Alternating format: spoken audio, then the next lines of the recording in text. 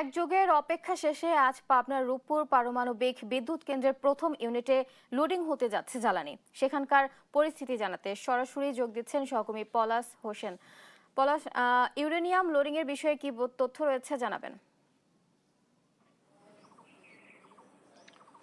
জি বুবলি, আপনি যেমনটি বলছিলেন, দীর্ঘ প্রতীক্ষার পর কিন্তু পাবনা যে পারমাণবিক যে বিদ্যুৎ প্রকল্প রয়েছে সেটি কিন্তু আজকে দুপুরে কিন্তু যে ফুয়েল লোডিং এর যে কার্যক্রম সেটি কিন্তু আজকে উদ্বোধন করবেন।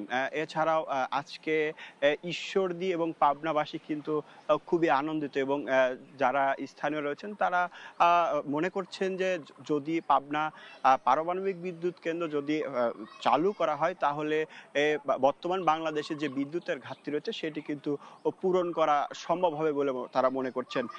এছাড়াও যারা স্থানীয় রয়েছেন তারা কিন্তু আরো জানিয়েছেন যে বর্তমানে যে বিদ্যুতের যে সংকট দেখা দিয়েছে, এই সংকটে যদি পাবনা পারমাণবিক বিদ্যুৎ কেন্দ্র যদি চালু করা হয় তাহলে কিন্তু সে যে ঘাটতি রয়েছে এটা পূরণ করা সম্ভব। এছাড়া আজকে দুপুর 2টা 30 মিনিটে যে পাবনা পারমাণবিক যে বিদ্যুৎ কেন্দ্র এটি কিন্তু আজকে এখানে ফুয়েল লোডিং এর কার্যক্রম কিন্তু উদ্বোধন করা হবে।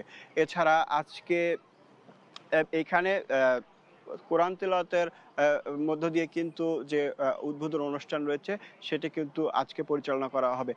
এখানে এসে আমরা দেখতে পেয়েছি যে যারা বিভিন্ন শ্রেণী পেশার মানুষ কিন্তু আজকে পাবনায় তারা কিন্তু আনন্দ উল্লাস কিন্তু পালন করছে যে আসলে পাবনাতে যে বাংলাদেশের যে বিদ্যুৎ প্রকল্প সেটি কিন্তু আজকে কার্যক্রম ফুয়েল লোডিং কার্যক্রম উদ্বোধন হয়ে যাচ্ছে।